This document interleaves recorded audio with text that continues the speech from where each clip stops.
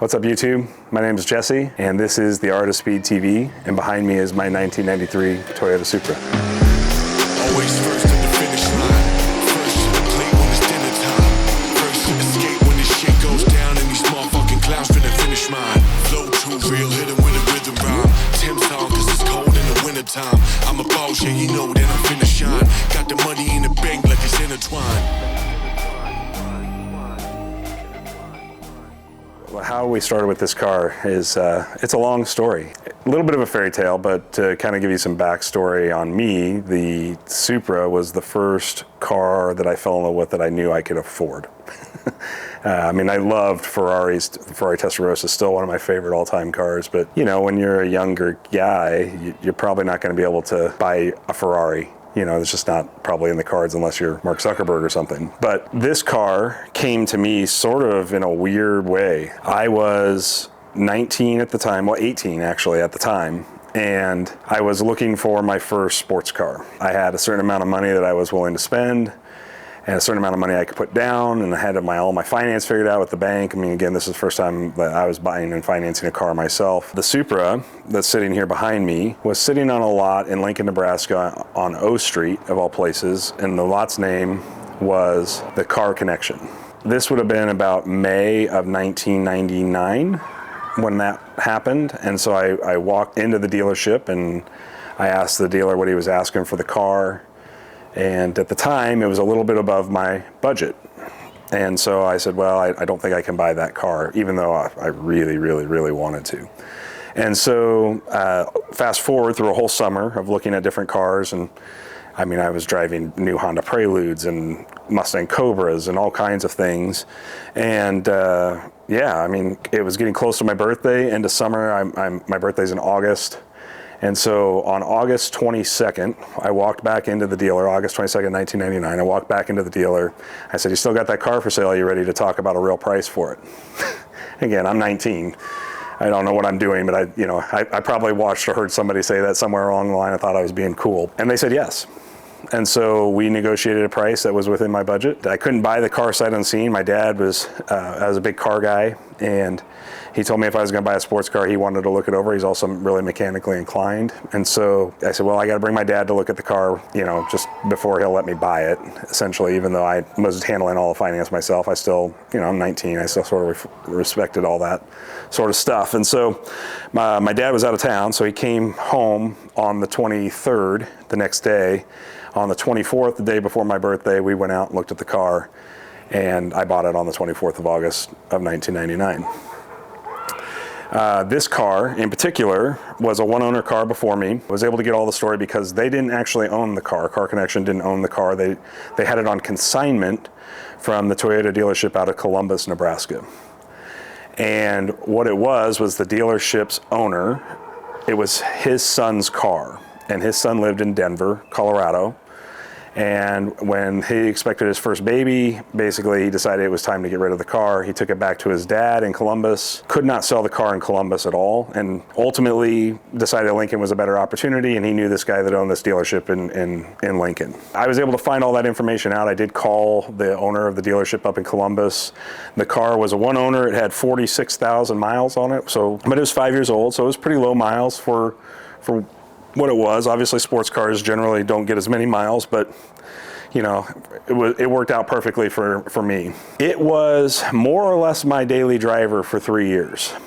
I drove it every day that I could. If the snow started to fly, then I hitched rides, borrowed my parents' vehicles, did basically scrunch together anything I could just to get to work or get around. But yeah, it was my primary means of transportation, and I drove it for the first 5 years and put another 40,000 miles on it in those 5 years. After about 3 years, I was able to get another vehicle that I could daily drive, and so then the Supra was able to just be my weekend car, fun car. That was the first time that I really started to play with it a lot, because it was up to that point completely stock. And you got to remember that in 1999, the Fast and the Furious wasn't out yet. So like modifying cars to me was obviously something musclehead guys did, but didn't know much about modifying imports. And back then, not a lot of people did either, and especially in this area in southeast Nebraska. There was only one shop up in Omaha that really did any work. They're still around to this day. It's Sublime Speed Shop. I mean, Mike up there is a super cool guy, and you know, I love that they're still around 20 some plus years later, you know, as we're sitting here.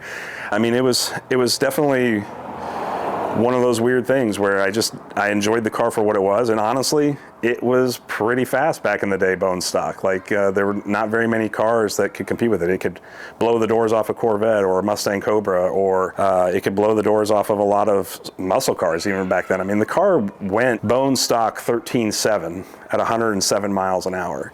And I watched muscle car guys struggle to make 14.4s back in the day. Now that sounds super slow compared to today's stuff, but you know, I mean, that's 25 years ago, and that was just the way normal drag racing was back then. I think now normal drag racing is probably 10 seconds, low 11-second cars, and then you get into the supercar stuff that's like the crazy 9s, 8s, 7s, 6s, you know, all that stuff that you watch the underground guys when they're twin turbo Lamborghinis and stuff. So yeah, so I mean, obviously it had plenty of power. It was a lot of fun, and I was taking it out and I was doing all the fun stuff that I could do with it.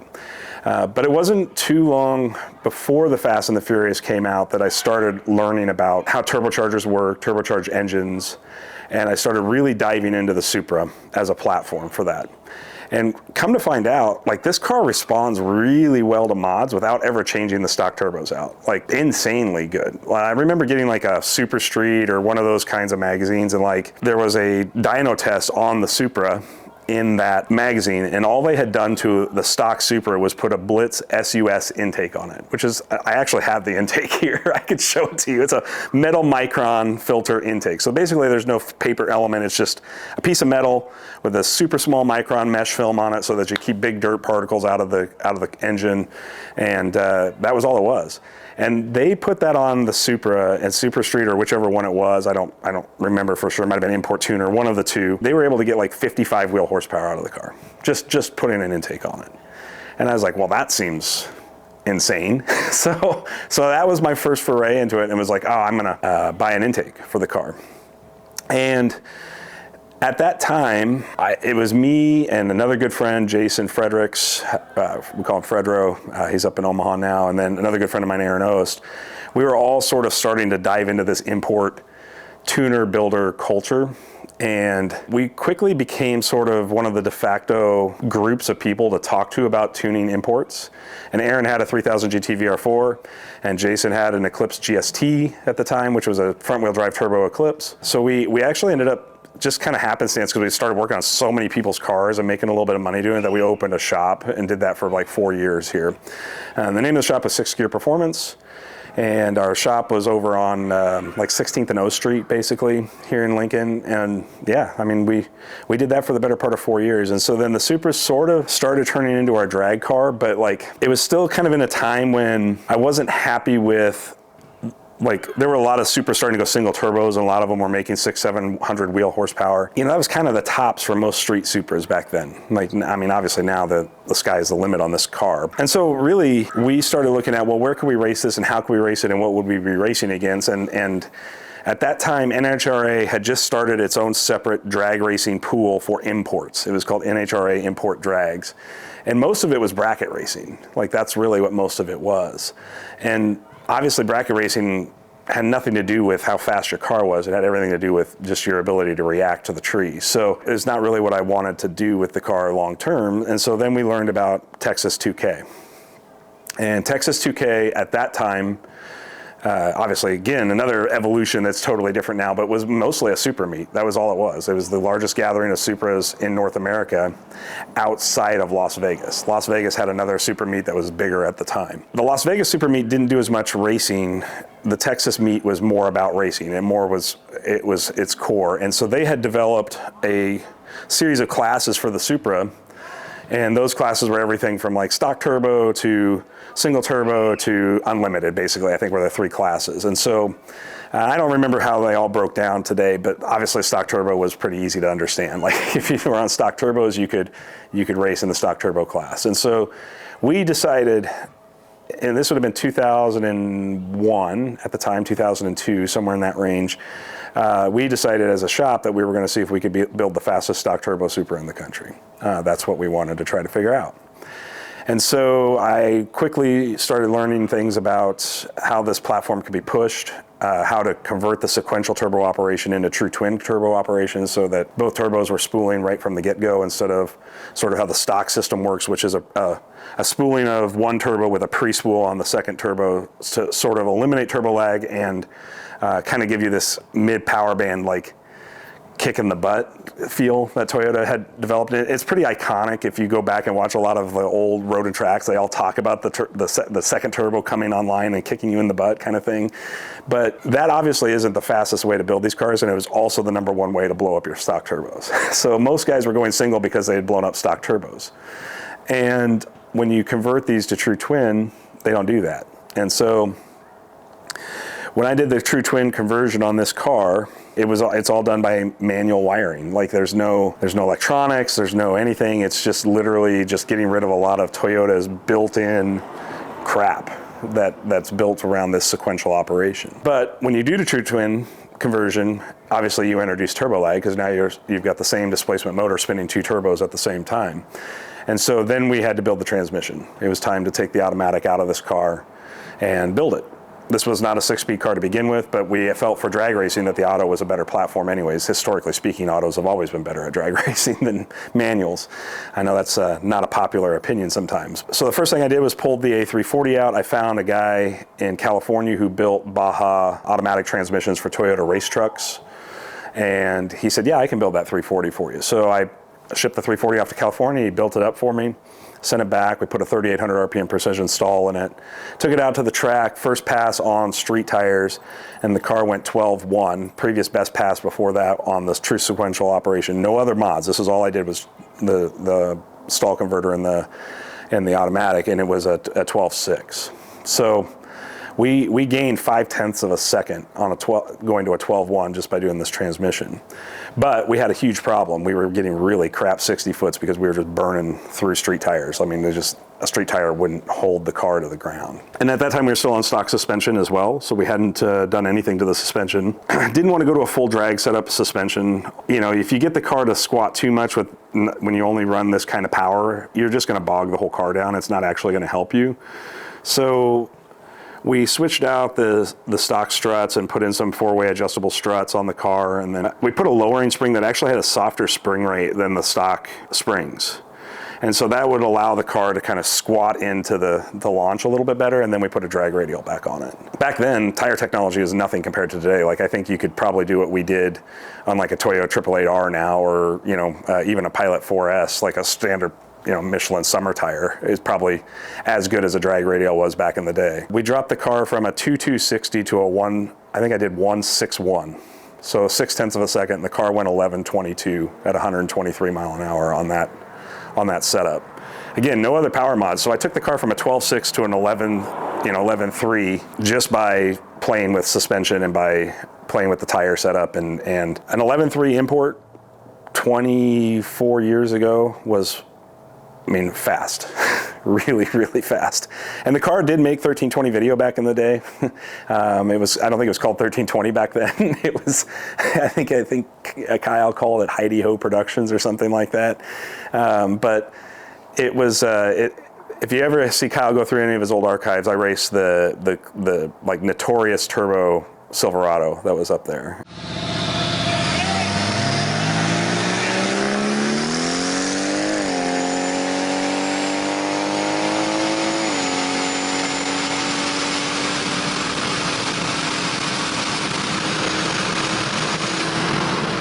And first race, I blew the tires off the car on the street, and he got me. In the second race, I was able to get a good clean launch and put about half a car on him to the quarter. So, yeah, it was a fast car. And so there was just never really much need to push beyond that because we were competing in that stock turbo class. And then when Texas 2K started to shift away from being a Supra meet and started going into inviting more and more cars from all over the place and has turned into what it is today, which I credit Peter. Peter's done an amazing job with that meet. I didn't really feel like I had a place for the car any longer to really compete. And so I kind of just said, you know what, I think we're probably done. We're probably done with this, unless we're gonna go ahead and go for the full build. When I started looking at full builds with automatic cars though, guess what? Tech just wasn't there. Like it wasn't there. Like I would have to take this car, and at the time the AEM was, I think the Gen 1 AEM was out, and it was the only real ECU that you could put into these cars. Like, I mean, there were other, I would call less quality products, but the AEM was the highest quality one that was available. And there was no transmission control at all. So like the quality of life to just drive around and cruise with this car would have been just garbage. It would have just been like, the best way I can describe it is the car would have been shifting the transmission at wide open throttle nonstop. And like you're at wide open throttle, whether you're cruising around or whether you're actually in wide open throttle. And so I still have that problem to this day, even with where I'm at now. And so because of that, I've actually had to rebuild this transmission twice, just because of the lack of transmission control, even at this power level, because it just puts so much pressure on the internal components of the transmission. One of them wasn't really that, it was stall converter blew up and shot everything to hell. But the other one was second gear spray, which is the #1 culprit in the A340. And yeah, it just gave up and I was just driving the car down the road like you drive your car every day. And so, like, long story short, we're fast forwarding now to this series, which is really behind the build, and it's talking about like this car in particular and why we're doing the things that we're doing. And I actually now feel like the tech is finally available for the Toyota and for the Supra in particular. To really be able to push the platform in a streetable way. I mean, lots of guys build these cars. I mean, you've seen these all over YouTube. I mean, they're now infamous at this point. Back when I bought my car, they were not desired at all. Like, I mean, I remember seeing them sitting on Toyota dealership lots brand new. They were just too expensive for me to buy brand new. So yeah, I mean, it's been a process, but we're getting there now, and we're finally putting it all together. And so this whole series is going to be about that, and just like what I'm doing to the car, what we're hoping for it as we go, and then just allowing you to kind of experience that with me, because this has been a 25-year journey now as I get to this point. Thank you for spending some time with me and my Supra here today. This is just part 1 in a series, so I hope you like and subscribe to the channel. It'll help us obviously get more of this stuff out to you and know that you're enjoying it. We'll be talking more in the future videos about exactly what we're planning to do and what that's going to look like and what the goals for the car are as we continue to build it up. We'll see you in the next video. Always first at the finish line, first to the plate when it's dinner time. First to escape when this shit goes down and these motherfucking clowns finna finish mine. Flow too real, hit 'em with a rhythm rhyme. Tim's on cause it's cold in the wintertime. I'm a boss, yeah, you know.